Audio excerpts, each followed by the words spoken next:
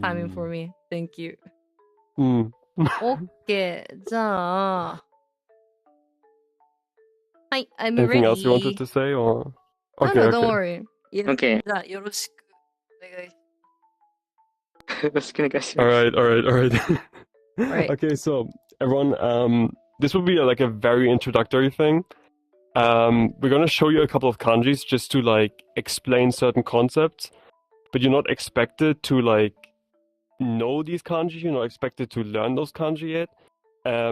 They're really just used for illustration purposes. Obviously, you can look at them, you can like draw them yourselves if you want to. I'm just saying there's little point in doing that because they're gonna be like slightly more advanced, but just to like illustrate the concepts we're gonna be talking about. Because that's basically what this entire lesson is gonna be about. Kind of like the fundamentals behind kanji, which is what's gonna help you in having an easier time learning kanji. Learn like way too late, or like people like start to pick up themselves, but like very late on in their journey. And I feel like it really does help to get this like to learn this very fairly early.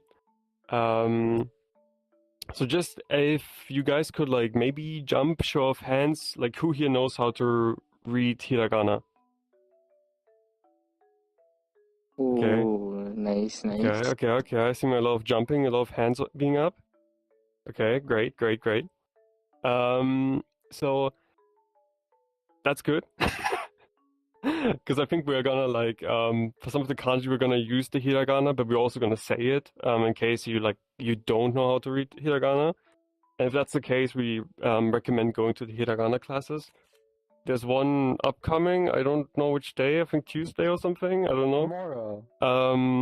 You can see in the announcements. Oh, it's tomorrow, okay. Is it tomorrow? Okay. Anyways, right. So you write you wrote kanji. Okay. So a big question is why should you even like learn kanji? I assume. Oh yeah, right. So okay, just FYI for the people who were here last time, like last week, this is the exact same lesson. So if you've been there already, this is Sorry going to be about the that, exact yeah. same information. Sorry about that, but this is just because we have a lot more like new people here today. So we thought it's best to like hold it again. But I think it's still good to like, hear it a second time maybe. If you're bored, I don't know, play some games on your phone.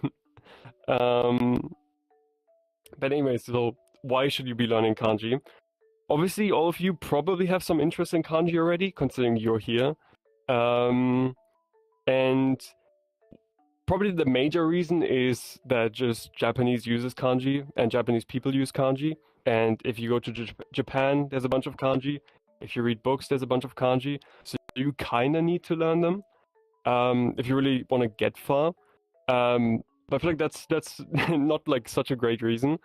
So we're gonna go into like a few examples of why, like, really, like, to give you guys some motivation to actually like take your kanji learning seriously. And one of the major reasons is that kanji make things easier to read by a lot. Maybe white pen is better. So obviously we're gonna like write a somewhat shorter sentence, but this same concept still applies to really long sentences, even more so. Kanji kind of help you keep track of like where words are in a certain sentence, because if everything is in hiragana, it's very easy to lose track. And as you can already see what he's writing there, this doesn't look nice, right? One another. We have one no in there. That's nice to see. And once he's done with that, also I hope it's perfectly readable because it's kind of hard with these like big pens. If any one of you wants to read this one and also tell us what it means, Is there anyone volunteering? If you're like in the back rows, okay. Hin, I guess. Hin. Okay. 母は母の花が好きです。Is that how you read it? Yep. And what does it mean? 母は母の花が好きです。Okay. Like your dad. So the first one is like mom. Yeah. So the first one is like mom. 母のsomething about liking my mother's flower. I'm not quite sure though. My mom knows of my flower. Well, so you're already on the right track. But it's intentionally supposed to be mean. So this one will essentially mean that mother likes her flowers. Or in fact, haha wa haha no hana ga suki desu. So you did get hana correctly, but unfortunately it's a different hana. But you obviously didn't know that because it's in hiragana. Hana. And this is the kind of thing you were like, where kanji really helps with. I think Milky's having some trouble with his hand tracking and the pen.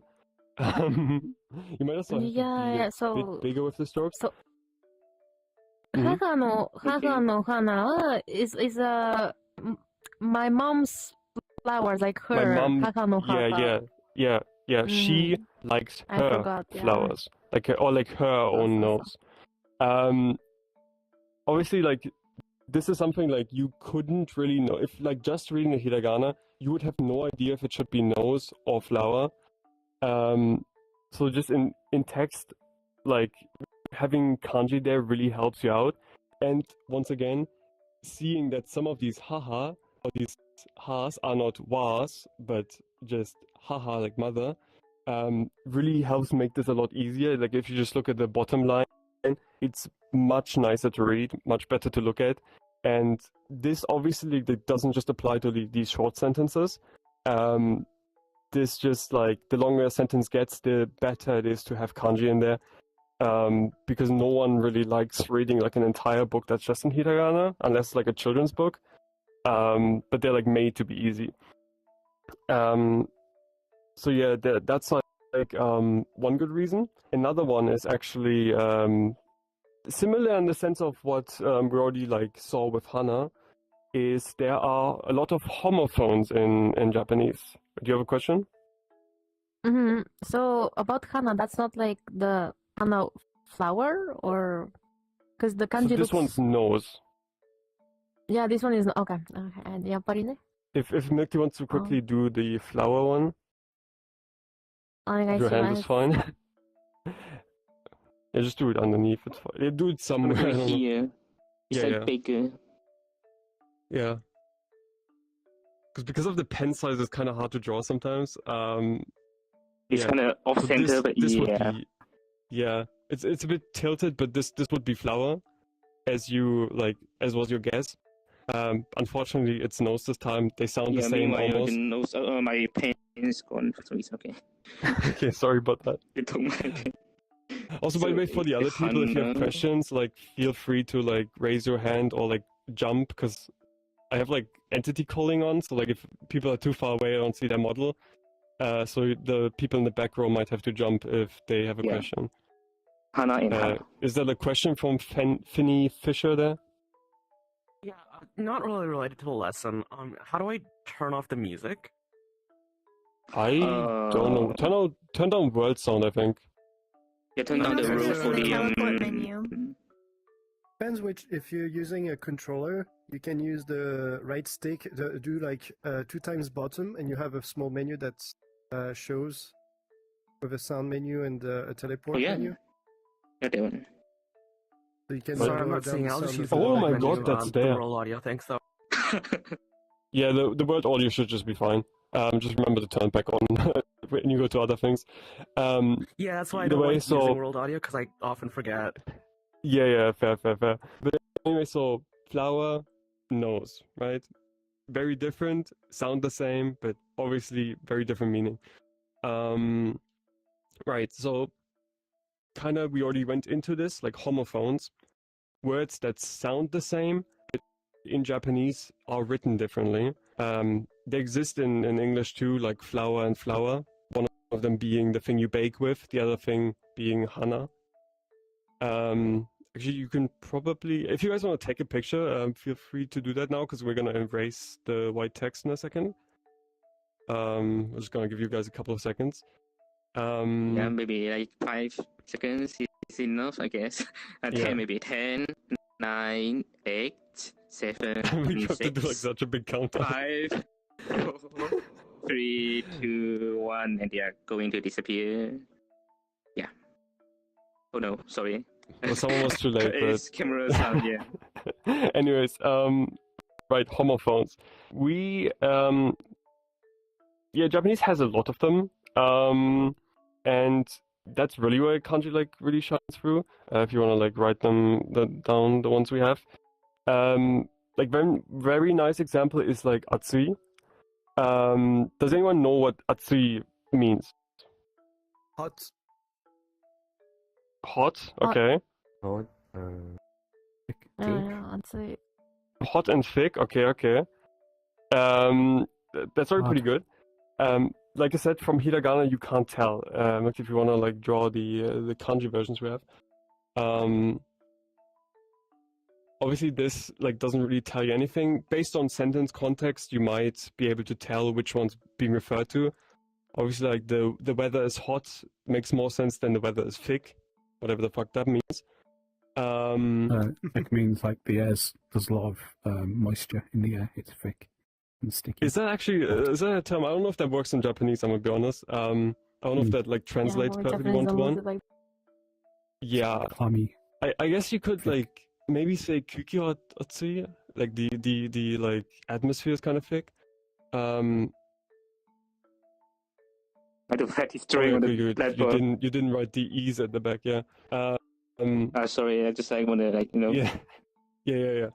Okay, basically like this e should also be for this one and this one, right? Maybe. Sorry about that. I just totally forgot. Yeah. Okay. We're just going into vertical writing. But yeah, anyways, so this would be thick. This is hot, but then this is also hot, right? And the interesting part about this is the left one here is specifically for hot weather. Kind of like a mnemonic way to like think of it is you have like the kanji for sun in here, actually twice. So obviously it should be like something weather related. A lot of weather kanji have like the sun in there. And this one is hot just for like objects, or basically like anything else. You can technically kind of see it by like the flame radicals in there, but once again, not too important for now. You'll get into those later. But you can see like all of them are pronounced atsui, but very, very different meanings. And I think that's a very like interesting thing with kanji, that sometimes there's some nuance that comes in by actually looking at the kanji. So you get some like extra information in there, and I think that's really interesting. And like I said, you see it a lot because like of how limited Japanese kind of is with the pronunciation for words. There's a lot of homophones, even more so than in English. Right. So I think for the next thing we're gonna go actually take pictures if you want right now, because in a second we're gonna erase it again. Because we're gonna go into our next topic. Yeah, 10, which is gonna 9. be... You'll have to do a countdown. Okay, sorry. But the next topic we'll get into is gonna be on onyomi and kunyomi. Does anyone know what the difference between those are? One's Chinese and one's Japanese. Okay, sure. Yeah. Which one's Chinese and which one's Japanese? Actually, let's Hin answer this because she raised her hand. Yeah, so I think the Japanese one was kun reading and on was Chinese reading.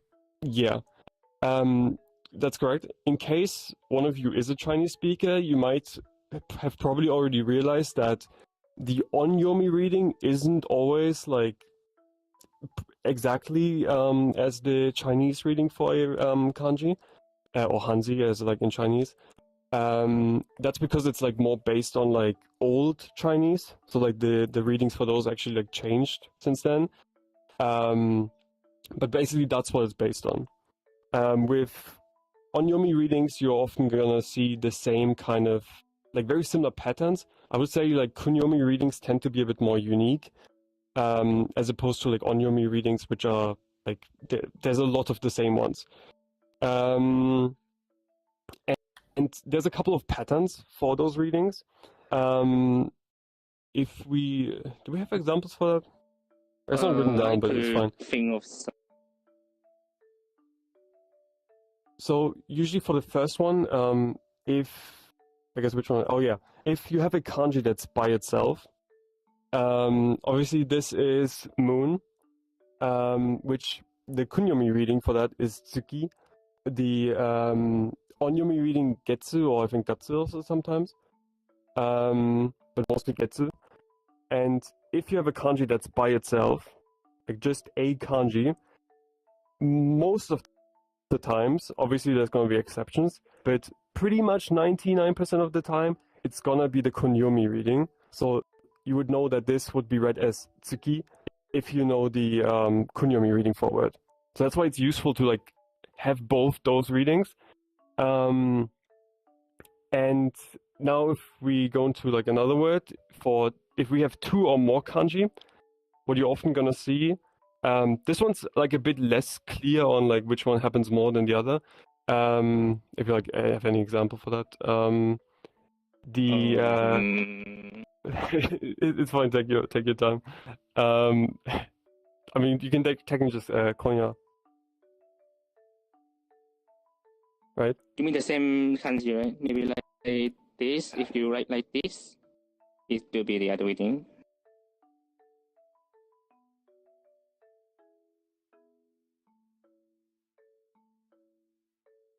Okay, so like, this would be like gekko, like moonlight. Actually, that's probably not the best example because we have like the L tsu in like the small tsu in there. Yeah.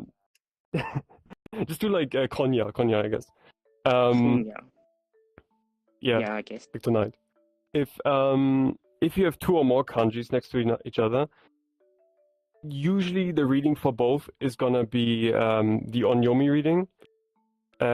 This is like less clear than like the tsuki, like the one kanji example, because there's a lot of words where like both take on the kunyomi reading, or I think also sometimes like one of them takes on the kunyomi reading. But for this, okay, so this means tonight would be read as konya. You might have seen like both of these kanji like in isolation before, because the kunyomi for this one would be yoru. That's if this was by itself. If you were just saying night, it would be yoru. And for this one is now. You might have also seen it in like before this one, like a very beginner kanji in a sense. So it means now, and the kunyomi reading would be ima. So instead, because it's two kanji next to each other making a word, instead of ima yoru, it's konya, taking both the kunyomi readings. The benefit of like learning onyomi and kunyomi is that it makes just remembering kanji a bit easier, because you don't have to. You can kind of like put them into categories for yourself. When like studying them, you can like remember all the ones with like the similar or like the same onyomi reading. That's like mostly how it's gonna work. Sorry,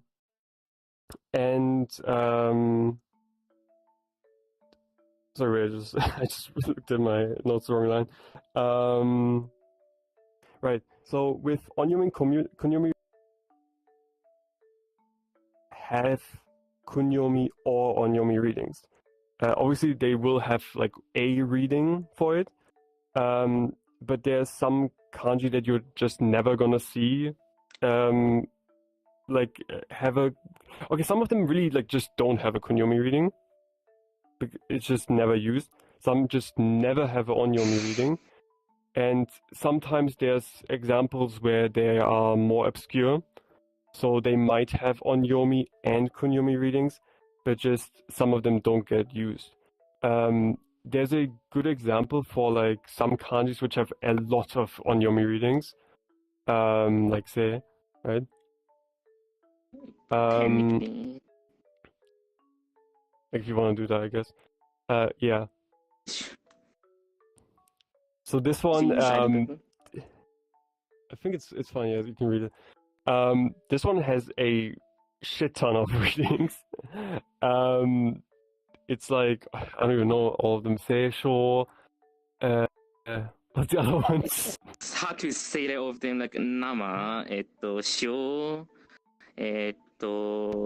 like when we Se- combine with like this one is the Kichi, and Well, it like can also be E, there's right? Like too just, many, and like in name it's like kind of like the Yayoi Yeah, is yeah. this one I think. There's too much reading for it. Yeah. So yeah. So basically, like you will have some kanji with just like a lot of readings, but then most will just have one konyomi reading, one onyomi reading. So that's kind of like just a thing you have to focus on. And once again, like these tricks we've just said with like one kanji or two kanji, really help a lot. And actually, I forgot to say that if you have a kanji with origana on it, no wait, okurigana, sorry, okurigana, like which one are you writing? Or you're just writing the readings for those? Like, wait, let me just put it down. Okay, I'm really bad at writing with these pens. That's why Milky has been doing them. Pretend like this is a good oki.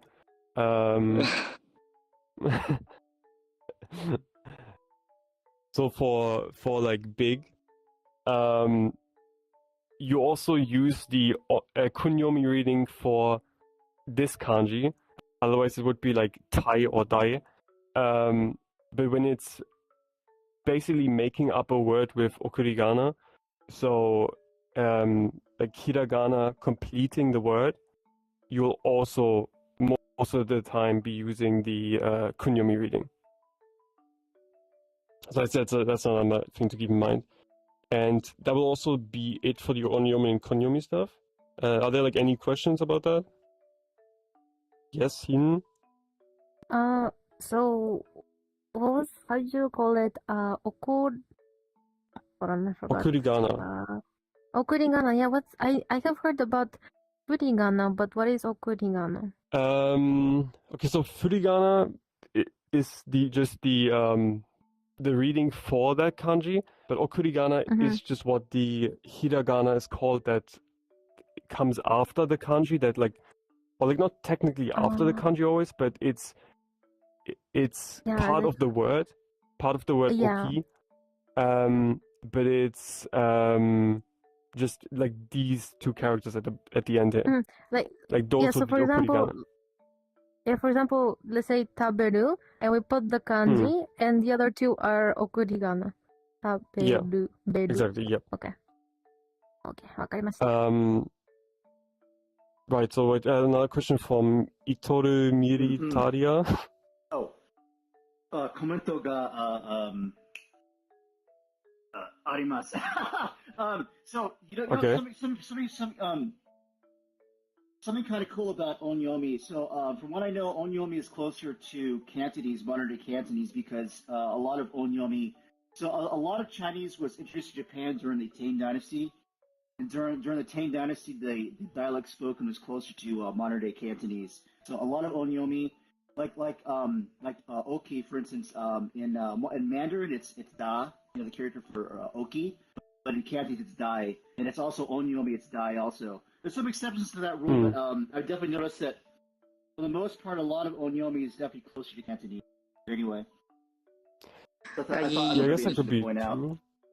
Yes, it's more closer to the Cantonese side because, like, as we said, like onyomi is from the older Chinese, right? And meanwhile, older Chinese, Middle Chinese is more like similar to like nowadays like Cantonese. That's why it sounds more similar to Cantonese. That's the reason. So yes, that's correct. It's more similar to the Cantonese most of the time. Yeah. Right. So I think if you guys want to take pictures, do that now. I'm just gonna get that pen out of the way. I'm still in front of. I didn't know there was like Hikari there. Yeah, so Milky wrote a bunch of like other examples, I think, right? I just use the word with, we have. yeah, just the konyomi and onyomi readings. I think the left or top one is always the kunyomi reading, and then the other one is the onyomi reading. Like behind the slash, or in this case, the bottom one. Just in case you guys didn't know. Right, okay, so you can probably delete it now. Let's give it a Okay. line. Wait, 待って待って、お願いします。 Yeah. Well, okay, okay, no mine's problem. already gone.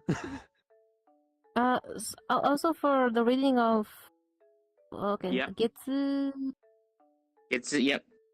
Maybe in It's- here. This one.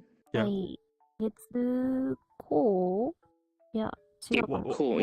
Once again, as I said at the beginning, this is less about like learning these specific kanjis that we're like showing you. Yeah.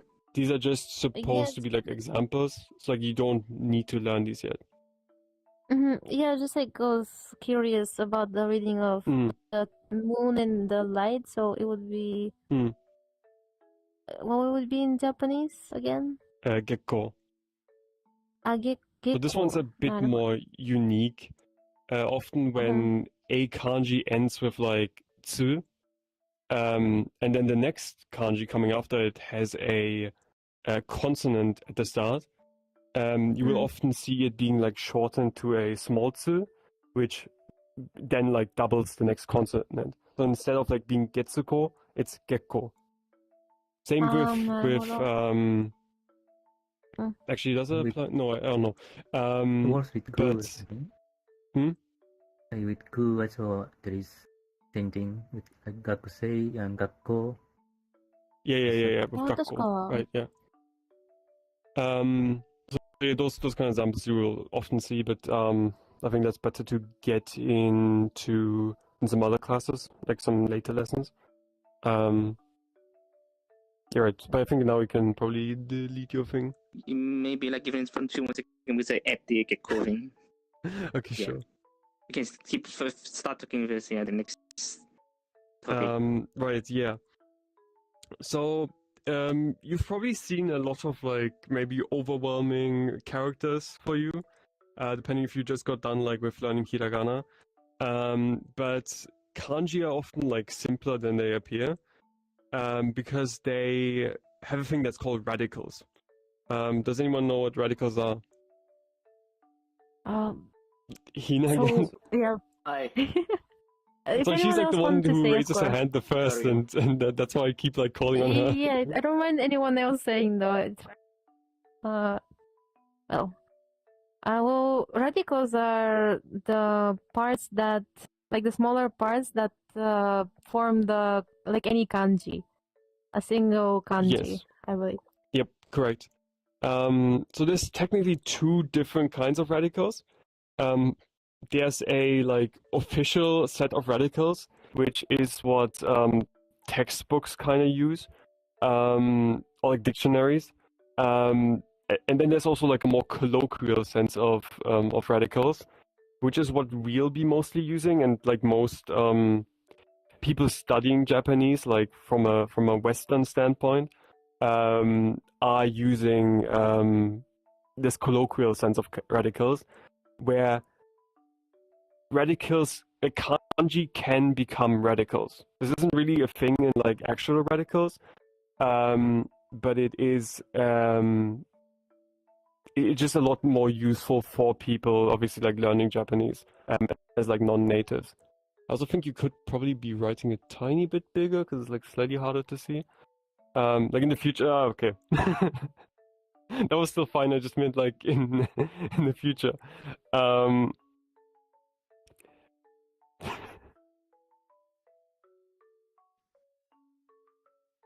Right. So I assume you have like I don't actually know the context in which you're like bringing these up. If you want to say something about them.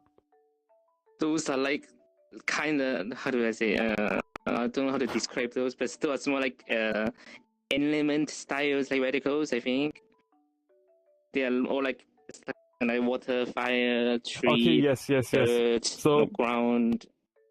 yeah, this is one thing about radicals. They can sometimes tell you the meaning for a word, or like at least help you in understanding the meaning of a word. As we've like discussed earlier with the atsui, the one for weather contains the sun kanji. Like this is a sun, like hi or nichi, for like the kunyomi,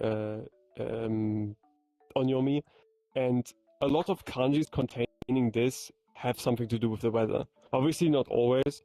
There's also other examples. For like every rule, there's a there's always a kanji that like disproves every rule.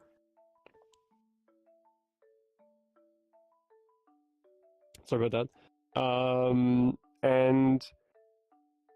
But you can kind of like sometimes tell what the meaning of a word will be. This will often also appear for like just things related to water, right? This one, as with the other atsui, it borrows like the flame things at the top there, I think, right? Like for the if you want to like write both atsuis again, so it's kind of like a way to more easily remember certain kanjis, and also like guess their meaning. Another really useful thing is that these radicals can often also kind of tell you the reading to certain kanji. Where's my pen? Where did I put my pen? Oh, it's over there. I think Mukti's already done. Right, so yeah. At the bottom here, you have those, like he circled them, just, maybe wait, delete your 2 circles, because then I can, just in yellow, so it's like easier to see that it's something different. And I try to like put it behind it.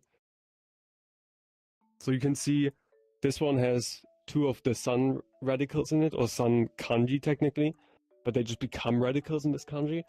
And in this, you just have these like kind of like flame things. Those things at the top there. For like fire. Yeah, for fire. And these kind of give an indication, okay, so this is about things that are hot like fire. This is about the sun, so it has something to do with the weather. So that's something really useful. And then the other one is kanji that, right, like I said, mentioned earlier, where you can guess the reading based on some of the radicals. If you want to draw some, actually, you might need some more space, right? Yeah, you wanna, maybe. like... Okay, take your pictures now if you want. Them. Because we need some more space to bring it up a couple of examples.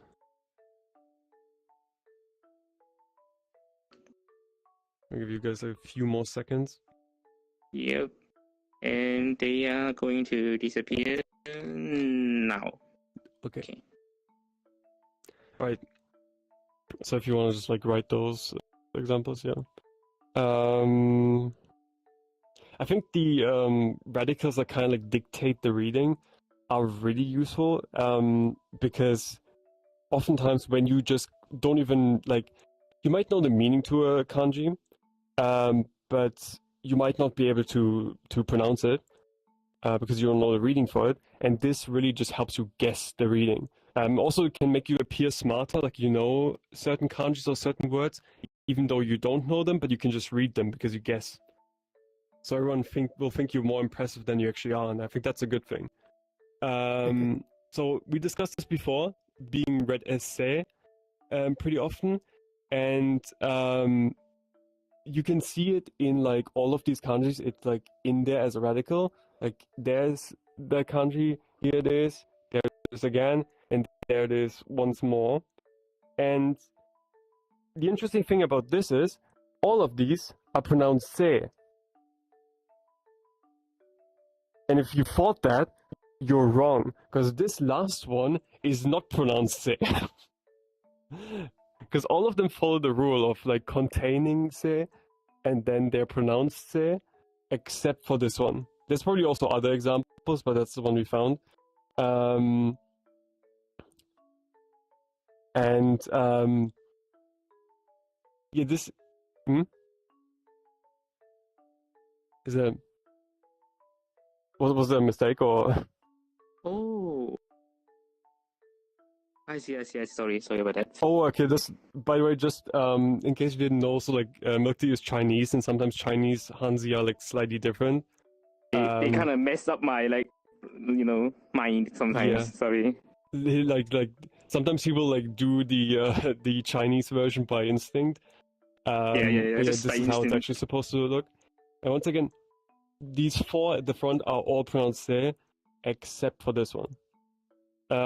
There's also another example we can give for kanjis that are all pronounced ka. You wanna like also put them down like just below it. Yeah. My I think we also pen have is like proper erasers struggling. over here. Yeah, also, like, just use this I think I as a should use eraser. that little bit better for me, Yeah. wait. Save, Give me the save eraser. space. That's my hand. The real life collider like just hit my hand, so yeah. So the car over here. Yep. Basically. So this one being pronounced ka. And I can't once remember again, them. the same pattern. You see it in a lot of kanji. And this one's pronounced ka. This one's pronounced ka.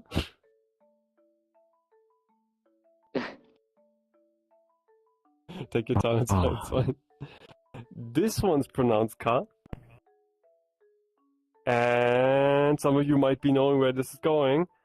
This one is pronounced something other than ka.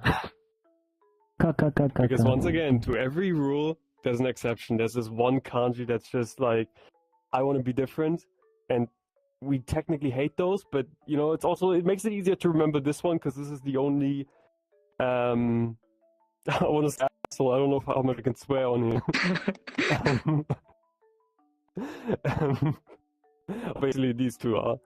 But you can at least like know these are the different ones.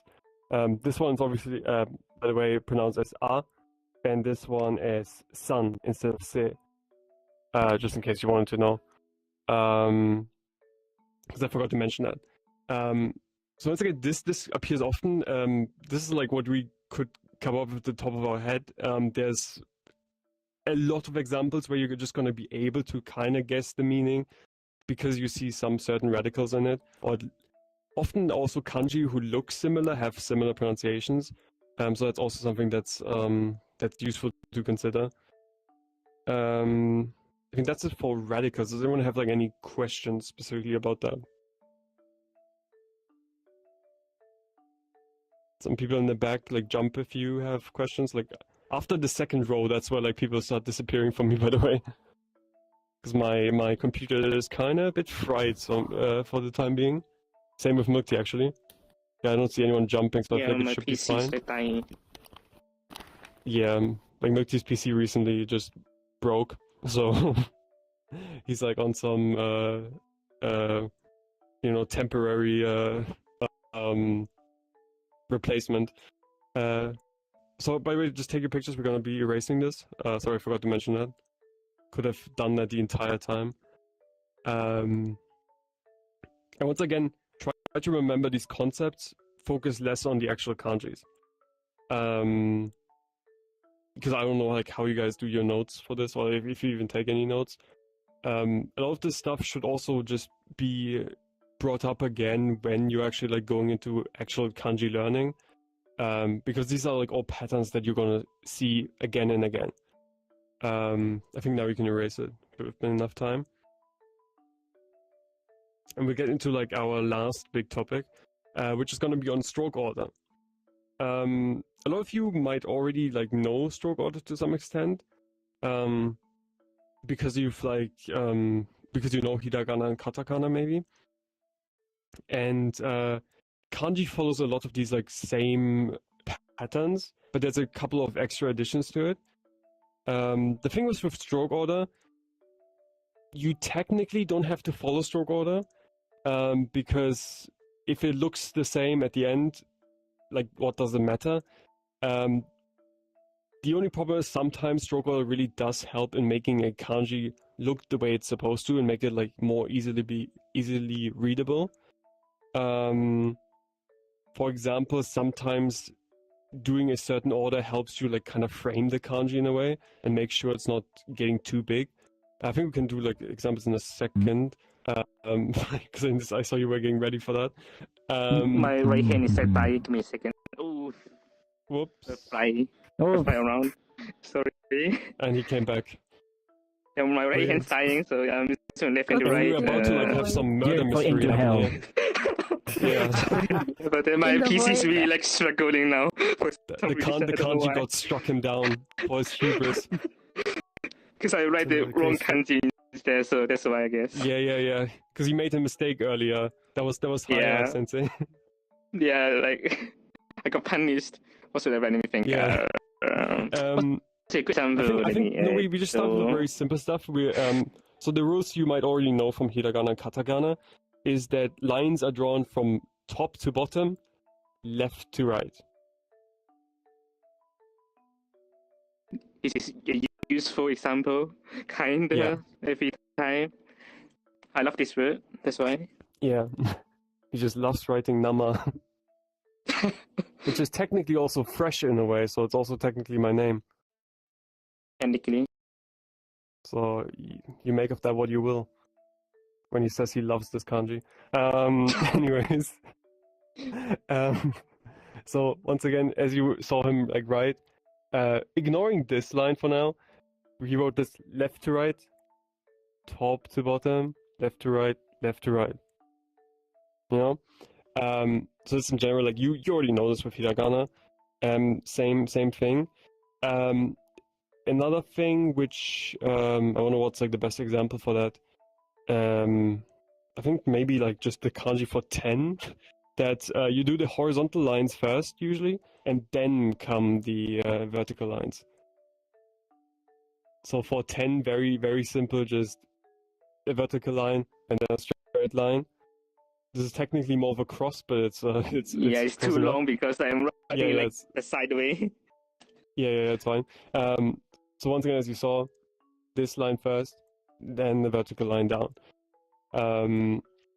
Obviously, like this rule gets broken up sometimes, but that's like the general like order you should be thinking in. Okay, Milk is still dying a bit. You also technically, when writing kanji, you just start at the top in general. So like you wouldn't do like the bottom vertical line, but you would do like the highest horizontal line, I mean, first, and then you will work your way like down. And also you start at the top left corner and kind of like work your way like down into the bottom right. In a way, it's kind of the same as when you're writing in English. I think the only example language that is different would be like Hebrew, where it's like you write from right to left, but like, you know, you write from top left to bottom right on like a page. And right, so like these are like very simple. You might know these from hiragana already. For like some more complicated things, like slightly more complicated, mizu, you do the symmetrical outsides first, essentially. I mean, you can do it at the table. Yeah. So you do the horizontal, the vertical line. You do the vertical line, and then you have this side, and then you do the other side. If that makes sense. Like, even though this is more left than this vertical line, this still takes priority because like it's higher up and it's like, you know, the straight thing. And then you start with like just doing the symmetrical parts. This becomes more relevant with like bigger kanji, where you wouldn't do this line and then draw some stuff down here, and then come back here. You would finish this, the symmetrical part. Another important thing is on boxes, or technically kuchi, which is mouth. They consist of 3 strokes and not 4. Yeah, right. By the way, he's writing mirrored, so like this is like just, you don't have to like switch your perspective. Just the way you're seeing it is the way you would have to do it, kind of. I don't know if it's a bit more confusing when you're mirrored writing actually. So basically wait, let me get my yellow pen again. You just, yep, you do the first line here, go at the top, then go down. This is one stroke here, and then you close it off. One very important thing of those is, if there's a kanji inside of, or a radical inside of your box, you will do the first two strokes, then you will draw whatever's inside, like this like Hito character, for example, and then you will close the box. I think this one's fairly useful because it helps you like make your kanji like the same size, because it's kind of like what frames the kanji in a way, this like box. So you don't accidentally like, you know, close it off and then you have to like put your tiny kanji inside after you're done. And also it's fairly easy to remember because you're basically, once your box is closed off, you can't put a radical inside. But, you know, when it's still open, you can put that Hito inside and then you can close it up and now he's a prisoner, for example. Another one that does also come up with this line, you do the bottom enclosure of a kanji last, basically. So that's like, for example, closing this up. There's also another example. Sometimes people refer to it as like a scooter, or I think there were also like other things. You want to draw that real quick? It might be a bit tough on. Okay, yeah. So this thing, you see it very often, like sometimes also less curved and more like straight at the bottom. But very often, and then you have like other kanji usually like sitting on top of this area. And you do these kanji like sitting here before you do like this scooter thing at the bottom. Like same scooter, because that's kind of what it looks like if you ever wrote one of those. Actually, we did not bring up Yang yet, technically. Should I? I guess we can do it at the end maybe, because it shows everything. Maybe. Yeah. Another important thing about diagonals is you do like this type of diagonal that starts at the top right and goes to the bottom left before you do the one starting in the top left going to the bottom right. This is like the easiest to see on like Hito and then like going to like Dai and that sort of thing. Just those kind of slopes, always this side first, then this side. Like this shape, and then you go to this. That's kind of like the order for like 1, 2, and I think another one where like I'm trying to think of the example. It's in like long, right? Sure.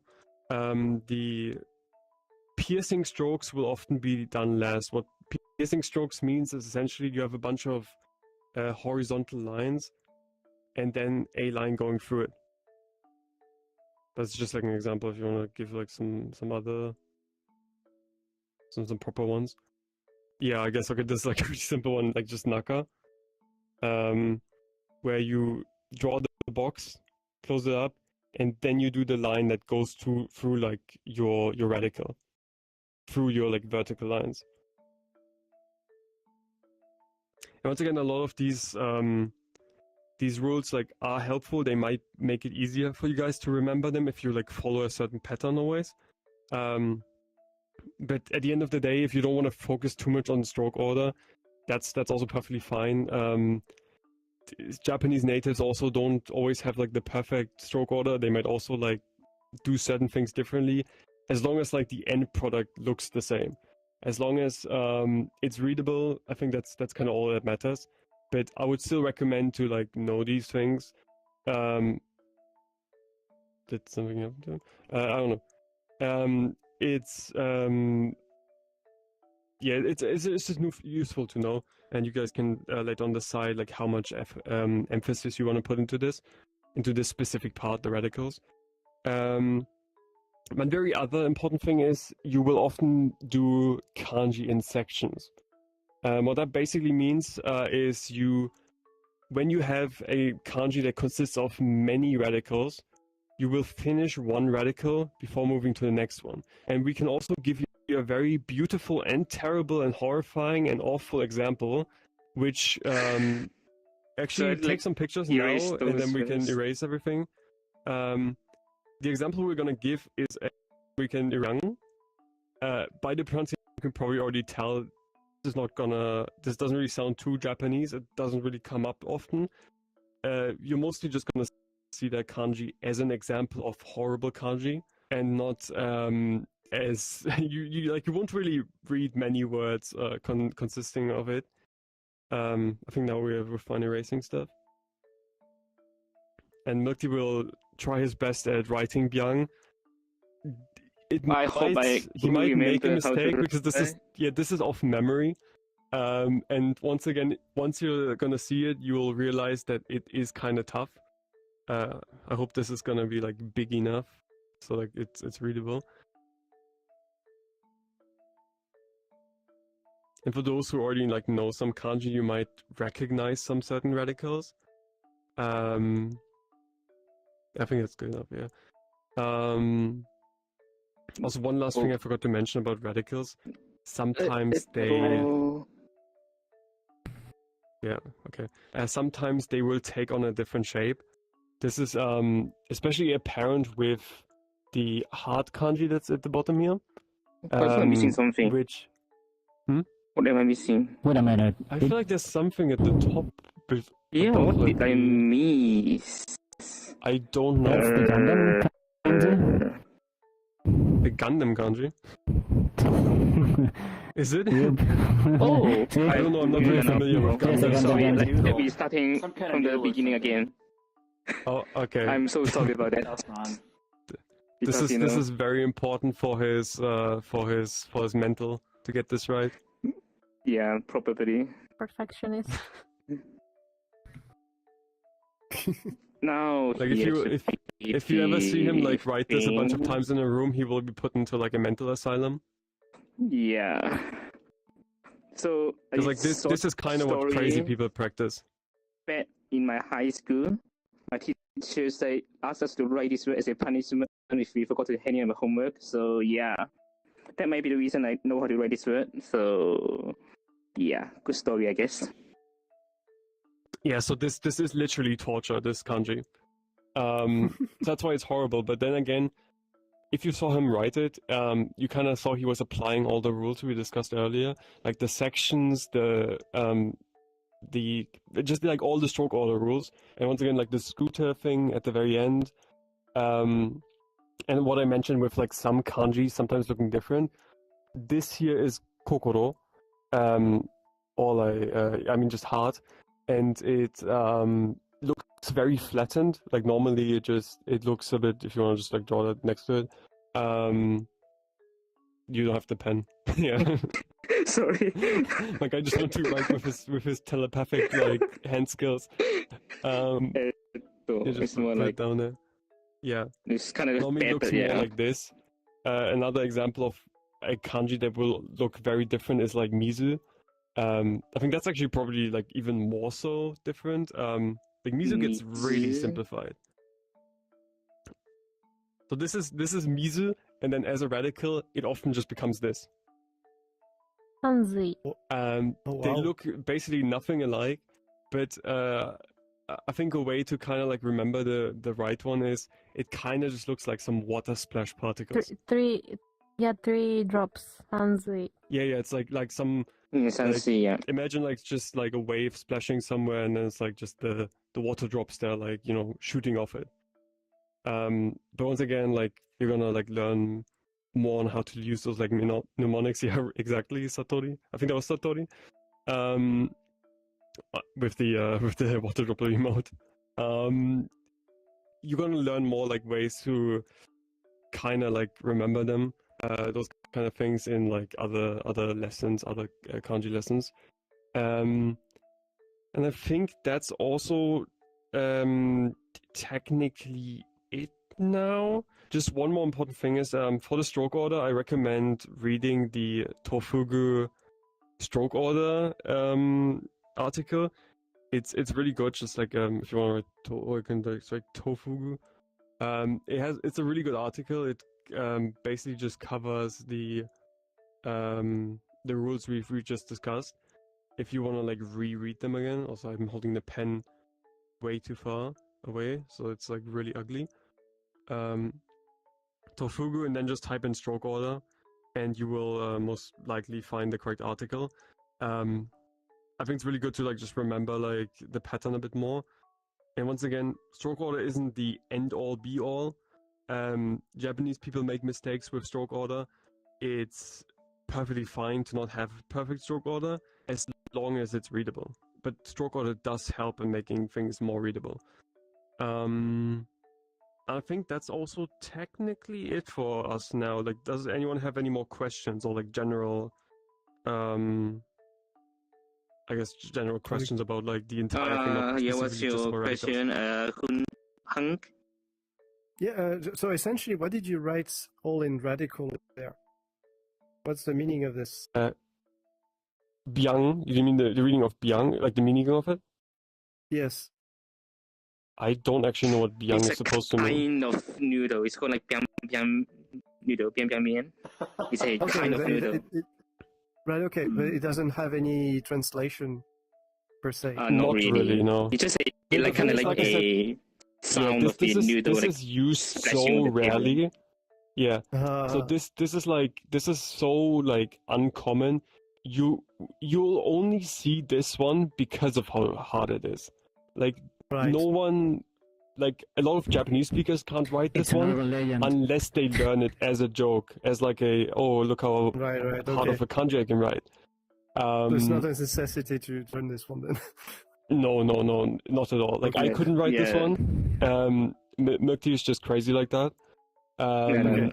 I would never touch this, and I've never seen this in the wild. Like you're never gonna read a book and this is just gonna come up, unless you're gonna read maybe some isekai novel and the guy is called like Byang or something. But then it'll be read as like a noodle or something. That will be his actual name or Yeah. something. In good old isekai fashion. But yeah, these are like horrible examples. There's a couple of other ones. I think there's one that's just cloud like 7 times or dragon like 9 times. Yeah. Those. But like I said, you won't really see these. A lot of kanji are like more on the simpler side of what we showed here. Especially when you're starting out, kanji will just kind of look like katakana in a way. They will have like the same complexity. Because this, if you look behind you guys, like on the board there with the katakana, some of them have like 4 strokes, and if you just do like hito, that's just 2 strokes. It's already easier than some katakana, and that's obviously like you'll build up from there. Like I said, even this is made up of smaller kanji, so you don't have to know this entire thing, like just as a picture. The important part is that there's these certain parts, this roof thing. Then you have this thing. You have like your moon in here. You have your sei in there. You have your horse, your long, twice actually. It's really long, which I guess is fitting for this kanji. Your heart, and then the scooter thing. Like these are all like the parts that like just I can just see from like looking at this, and you'll be able to like get there too. The same applies with like simpler kanji where like you'll see certain patterns, and remembering those patterns I think is useful. And like I said, you'll build up from there. Like this isn't entry level. This is just an example of what's horrible. Yeah, this is So don't not worry what about it you too will much. learn during your journey. You don't need to know this word to like know Yeah, kanji. like I said, I've never learned this one, so it's perfectly fine. Other questions? Anyone? Just anything that's on your heart. You could also jump if you like on the like to the side because I can't see your button. Yeah, actually, yeah. Or if you're like mute, type something in chat, I guess. Yeah, anything. And like I said, those everything we get like explained to you guys might be a bit much for now, but it should become a lot clearer once you're actually like getting into kanji learning, because all of this is gonna like appear again and again and again and again, and I think having this like initial spark of knowing these concepts really does help later on when they come up again. You're gonna see them, you're gonna realize, oh, this is the pattern I know, and you're also gonna remember the pattern and stuff. But I think it's useful to like have seen them at the very start, because otherwise you'll have to like figure those out later on. Because I think often a lot of these things like don't really get mentioned, especially with like the kunyomi onyomi thing. I think that one's really useful, and I've met a lot of people like learning Japanese who are like fairly far. They're like N3 level, and they've not even like realized that those patterns exist of like one kanji kunyomi, two kanji onyomi, and then it just makes things easier because you don't have to learn every word new. Like from the get-go, you just need to know, is this one the onyomi readings for both, or like the kunyomi readings, and it does speed up things a lot. Right. I guess there's no questions from anyone. I see. Hi. Oh no, someone's been writing something. Yeah. A quick question. When you use the Oki example, you said it was kanji and then hiragana. What was it? You said it's generally kunyomi? It's the kunyomi reading there, yeah. Okay. So in general, like, I guess the same applies with the a kanji by itself. By that I mean just a kanji without a second kanji. So if you have a kanji with hiragana, that's still one kanji, kinda. And then you will... I can't really like come... It's really hard to like think of an example that's like the opposite off the top of my head. So I feel like it's most likely just always going to be kunyomi reading. And obviously there's different kunyomi readings sometimes, like multiple ones. I'm trying to like think of an example here.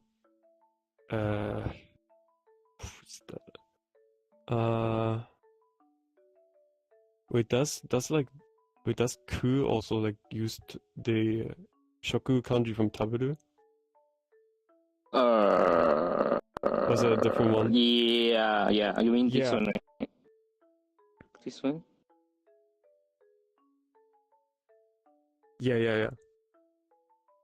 Yeah, so this one for like food, kind of like shoku, as like the onyomi reading, but then it has like two fairly often used kunyomi readings, ta and ku.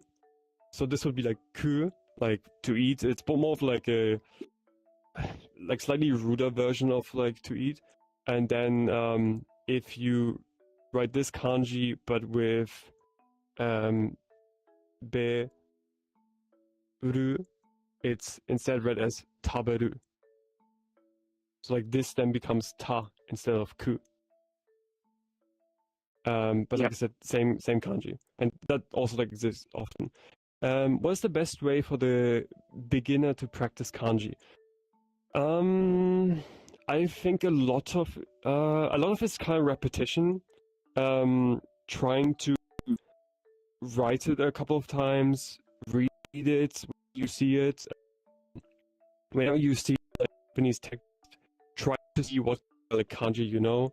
And I guess also starting with like this is just in general, like for even like just learning Japanese, it's good to start with some more basic like media, kind of like I think children's books might be really useful because they start also like introducing kanji, and they will also start with like easier kanji.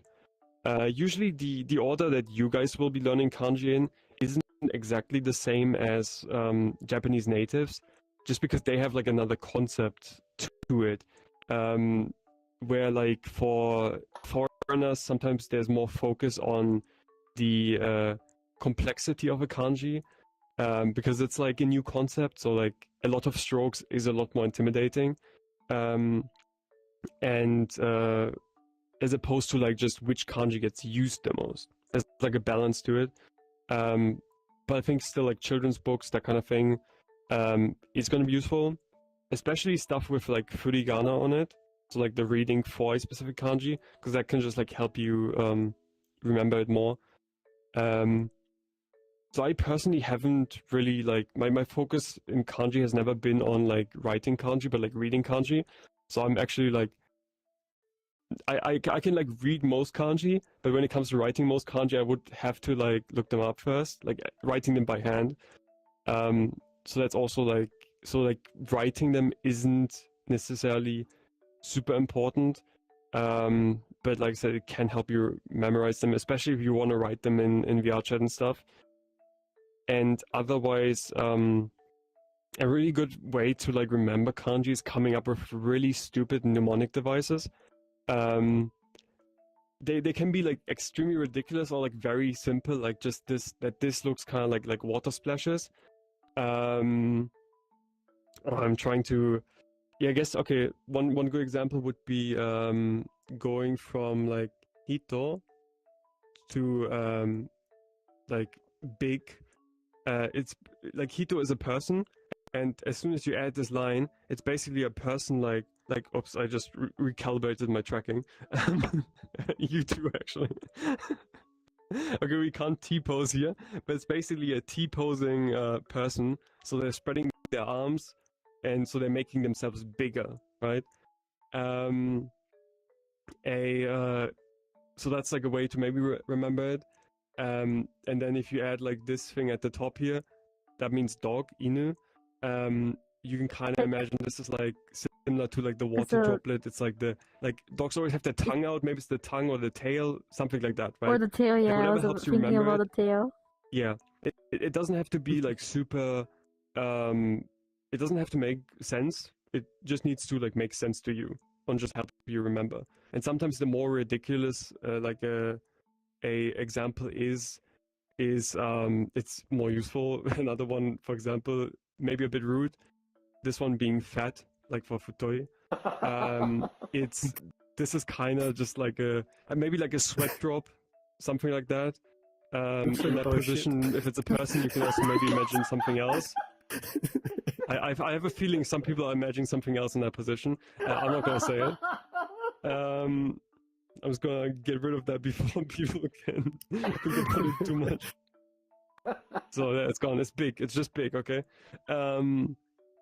I think those kind of things help. The same can be done with reading, even though with reading it's a bit harder. One thing that I used to learn kanji was a website called Wanikani. They have really like good mnemonic devices. So like that one costs money. It's like a subscription thing. So obviously it's not for everyone.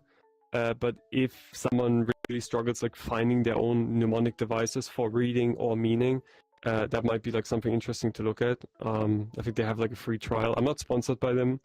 I keep having to say this but they should sponsor me maybe. They should sponsor JapaNichijou. But yeah, that's kind of like the stuff I would recommend. Any other questions? Sorry that I keep yapping on like off the simple question. Yeah, Itoru Militaria. Sorry. Yeah, that's fine. It's harder to read the name when you're jumping. You're good. You're good. It's fine. So if you don't mind me saying, I actually think it's better to learn words like vocabulary as opposed to trying to learn kanji, unless you really like kanji. Yeah. Because, like a word is going to have more context, like it's going to have more nuance than just like a individual character. Typically, like well, you know, some characters like Mizu, you know, Getsu, they're pretty common on their own, but a lot of characters are really only used in like compound, like, you know, like two or more kanji put together. So in my opinion, for the most part, it's better to learn vocabulary. But anyway, my own personal opinion as a learner. But no, I think you're perfectly correct there. I think it's good to like learn kanji with also learning like vocabulary words. It's kind of like a thing that goes hand in hand. In other languages, you don't really have to worry about learning characters unless like, you're learning Chinese. So you usually only like that vocabulary is like its own kind of like thing that you learn while doing grammar. But then with Japanese, it's like another thing that's also like you're doing on the side. Like you just like you do grammar, you do kanji, and you do vocabulary, and all these like help each other kind of. Because knowing more grammar is gonna help you read more text, to like see more kanji, to see more words that you know, like understand more things. More words are obviously gonna help you just remember the kanji better, are gonna like help you like practice grammar better. And then, it's just like all feeds into itself. So like, yeah, it is a very good point. I forgot to mention with the also learning words for it. Especially then like having some words that you can apply the kunyomi and onyomi reading to, I think is really useful.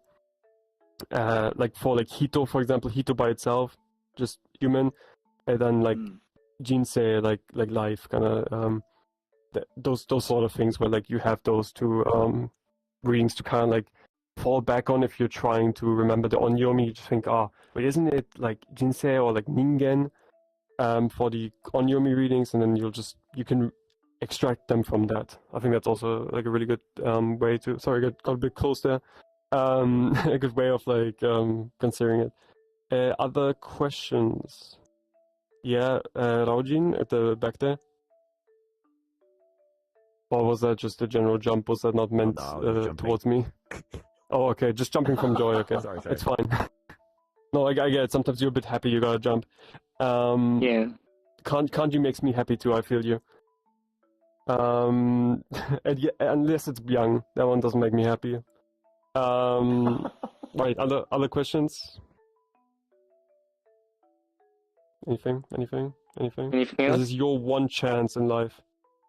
Actually, there's gonna be another chance, like always, but use it now.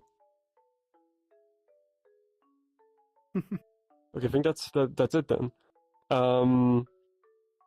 We'll still have to think about like when the next kanji class is gonna be. It's also might be hosted by other people, because of some changes and shifts. And it should like focus more on like very beginner stuff for like those of you who have just finished hiragana and like are wanting to get into kanji, like stuff like hito, dai, wherever it is over there, those kind of things, like very approachable stuff, is what I think they will be like covering. And yeah, the schedule for that will be announced, so be on the lookout for that. And thank you very much for like being here, for listening here. I hope it wasn't too much. I hope it was okay. I hope you had some fun and learned something.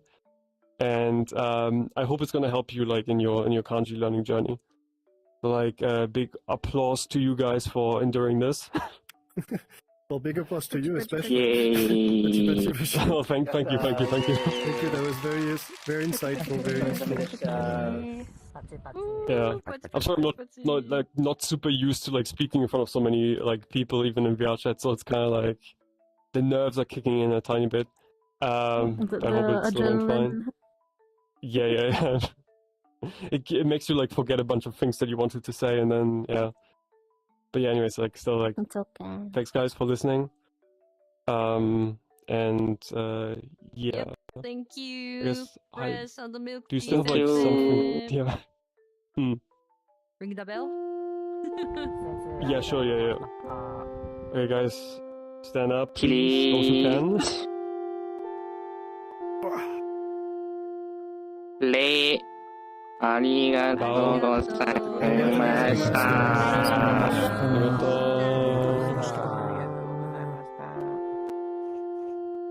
Yeah, and then you guys can come to to the front, and we're gonna take a picture. Actually, take your picture now of this if you want, before people come rushing here. I forgot to mention that. Sorry, I keep forgetting that. Oh, my bad. Man. But I think now everyone should be fine. We're gonna delete this now. If you didn't get it, like try asking people to like upload their pictures maybe. And like I said, I also encourage like Bye-bye, more like YouTube. text-based notes. Yeah. Oh yeah, it is. I didn't know it was like being streamed. So okay, you can also look at the recording.